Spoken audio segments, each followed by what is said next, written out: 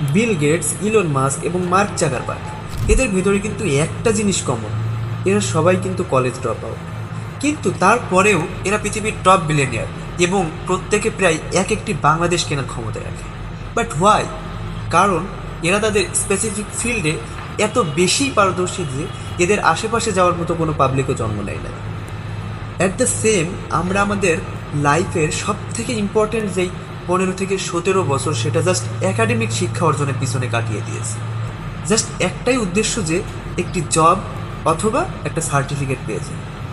কিন্তু যদি আমরা এই মূল্যবান সময়টা কোনো স্কিল শেখার পিছনে কাটাইতাম, like coding, web development or something like that, তাহলে হতেও পারতো সামনে বাংলাদেশের নেক্সট বিলিয়নিয়ার আমি কিংবা তুমি।